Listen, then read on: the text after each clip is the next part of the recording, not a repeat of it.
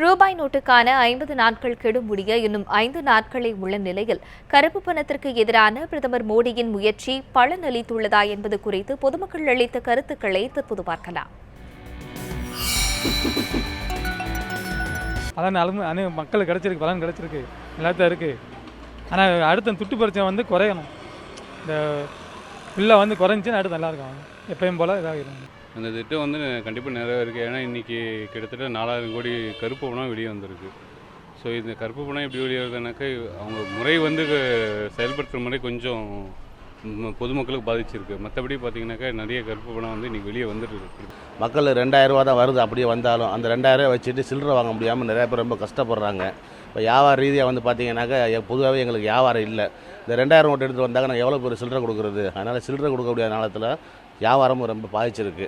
இந்த மோடி திட்டம் சரியாக வருமானு தெரியலை. ஆனால் இன்னும் ஒரு 4 நாள் இருந்து பொறுத்திருந்து தான் பார்க்கணும். மோடி அறிவித்த திட்டத்தால் ரொம்ப மக்கள்லாம் ரொம்ப கஷ்டப்படுறோம். 2000 ரூபா வச்சு நாங்கள் பண்ண முடியும். ஏடிஎம் போனால் வெறும் 2000 ரூபா தான் தராங்க. எங்கள் காசை போட்டு எடுக்கிறதுக்கு போனாலே ரொம்ப கஷ்டமாக இருக்குது. பேங்க்கில் ஊர்பட்ட கூட்டம் இருக்குது. நாங்கள் வேலையை விட்டு போகணும். வேலையை விட்டு போதுவிட்டு வேலையில் சம்பளம் தராங்களா? தரமாட்டுறாங்க. இந்த 2000 ரூபாய்க்கோசம் காலைல 6 மணிக்கு நின்னா வீட்டுக்கு வரது மணி 4 ஆகிடுதுங்க. எப்படிங்க நாங்கள் பண்ண முடியும்? அதை வச்சுன்னு 2000 வச்சுன்னு எங்களோட பணத்தை ஒரு நாளைக்கு நீங்கள் 2000 தான் எடுக்கணும் அப்படின்ற போது ரொம்ப கஷ்டமாக இருக்குது.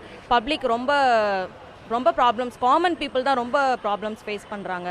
ஸோ தெரியல, move is right but has to be planned well. Pre plan பண்ணலை, ப்ராப்பராக எக்ஸிக்யூட் பண்ணல. That is the thing. இது பிளான் நல்ல சக்ஸஸான பண்ணிட்டா நல்ல பிளான் தான் அது.